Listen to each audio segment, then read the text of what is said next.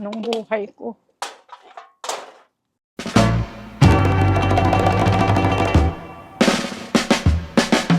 Hello everyone, welcome back to my channel Rona's Diary. Samahan nyo ako ngayon at mag-recycle.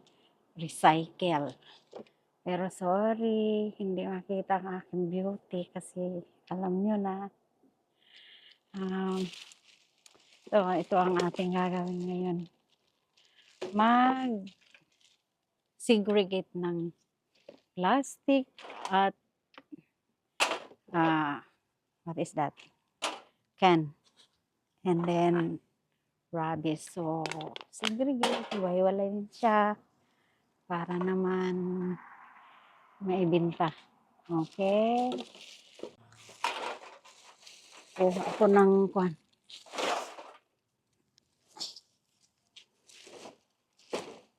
Yan. Kuha muna tayo ng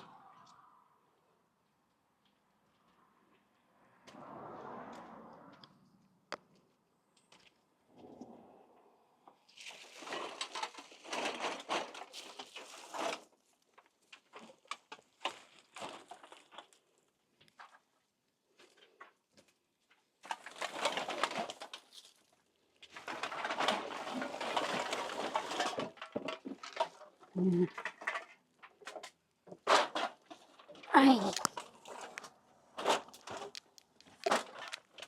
masikip dito at nandito sa harap na itong ano.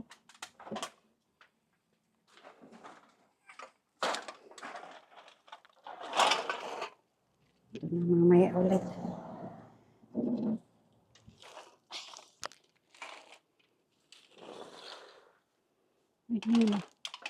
Ganyan ang aking buhay. Ito ang katotohanan. Ito ang katotohanan sa aking buhay-buhay sa Hawaii. Anong masasabi ninyo?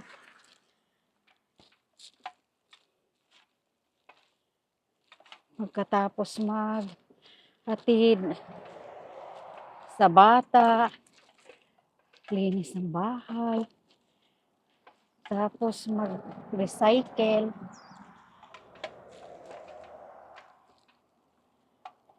pagkatapos nito magsundo ulit, pagkatapos sunduin, mag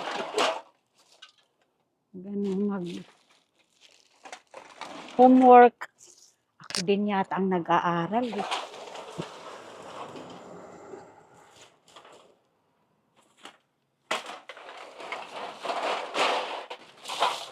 Ganyan ang buhay ko araw-araw. Hatid, magsundo, linis.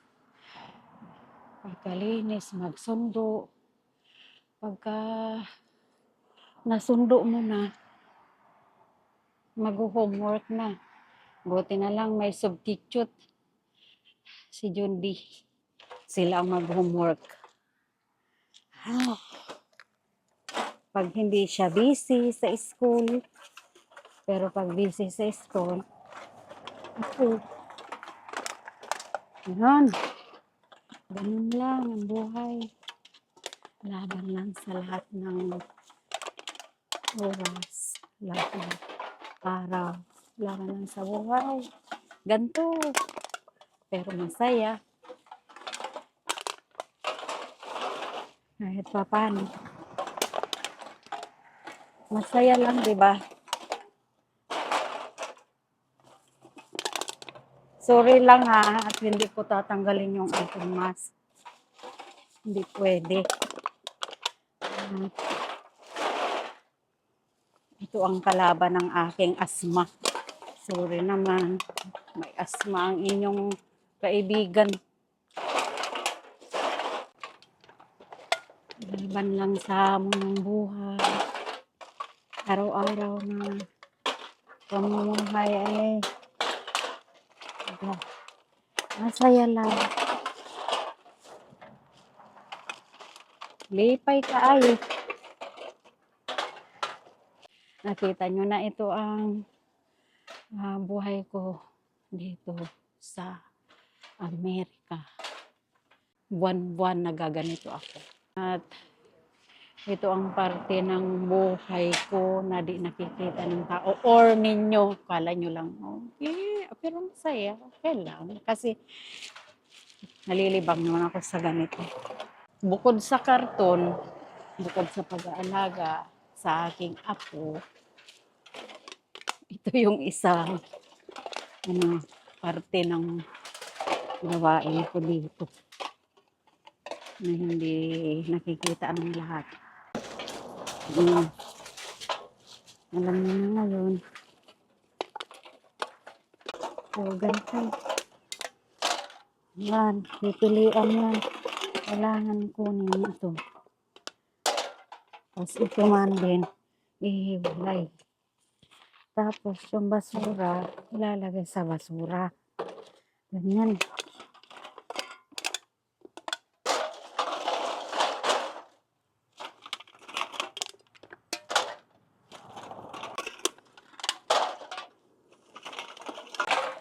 Ay, oo nga pala. Kasi nung dumating ako dito, sabi ng mga iba, nung bago pa lang ako. Sabi ng mga, yung mga iba, nag-uwian sa Pilipinas. Walang malaki. Ayan na muna. Nag-uwian sa Pilipinas kasi hindi daw nila makwento ko din sa'yo. Makwento ko din sa'yo na yung sabi nila na umuwi daw sila nga sa Pilipinas na lang kasi hindi nila kaya yung buhay dito sa US.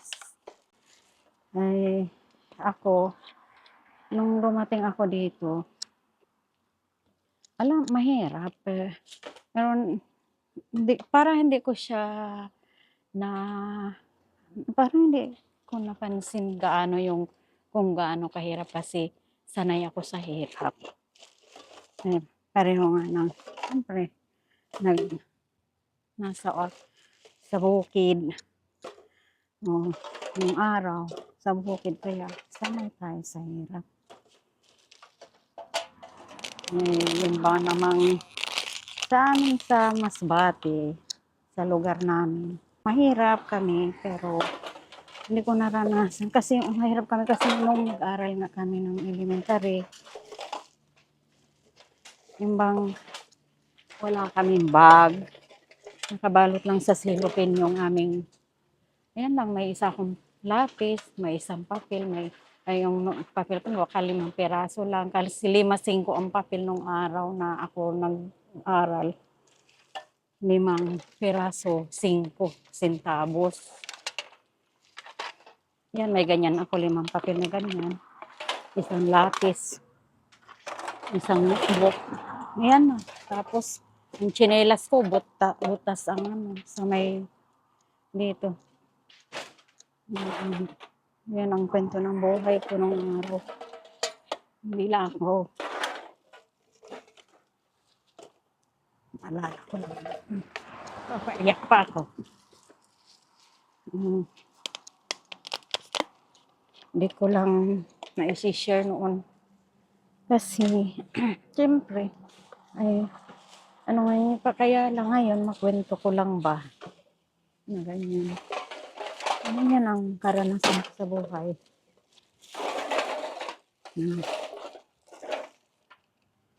Napakaswerte nung araw, yung mga mayroon.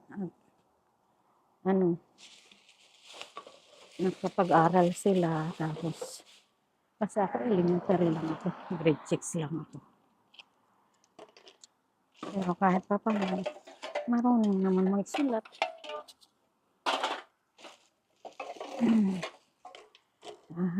Hindi ko tinatago ang kahirapan kung ano ako nung araw.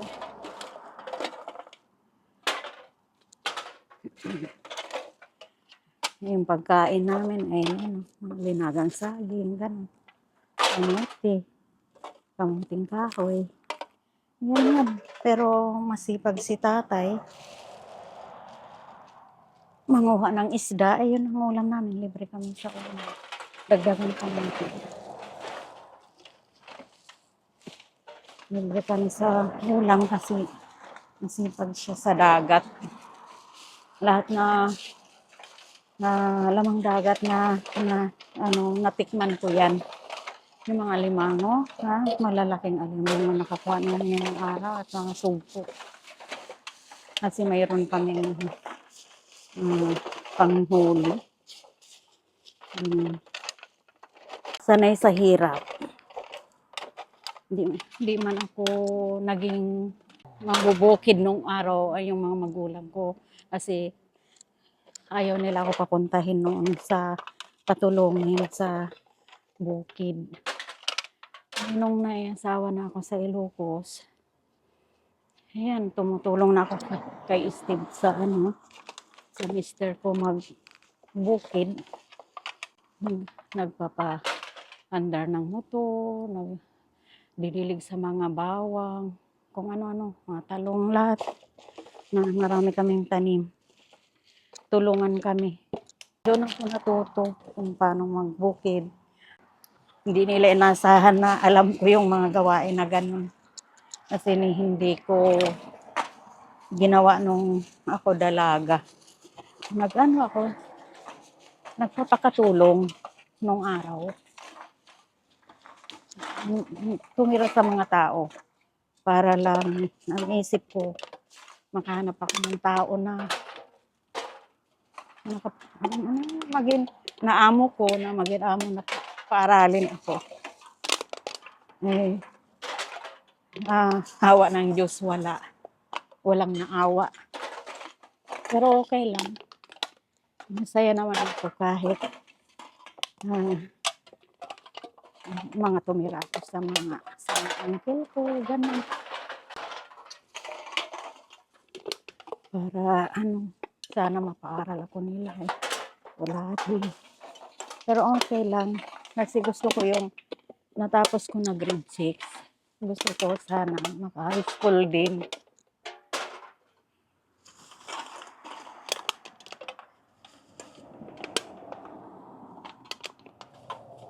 Uy, nakakaiyak yung buhay ko nung ako. Kaya ako nakapaluha ngayon. Sorry naman. Nag-share lang ako sa inyo. Baka sabihin mo kung anong buhay ko. Yan. Hindi ko man masabi lahat or hindi ko nasabi sa inyo lahat. At least nag-share up kahit konti. Kasi baka kung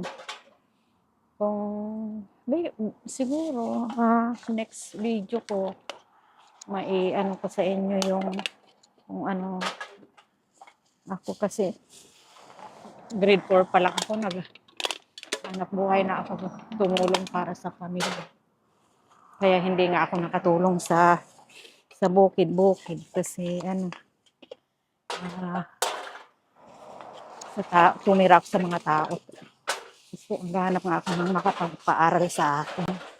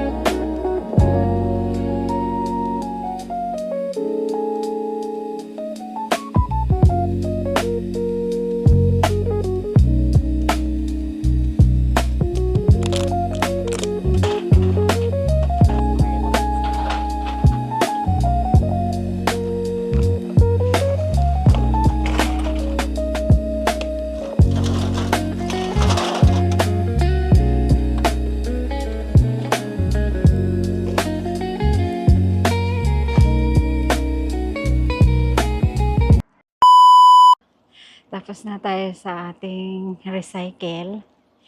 So, bye-bye na muna. See you next vlog. Thank you for watching, everyone. Bye-bye.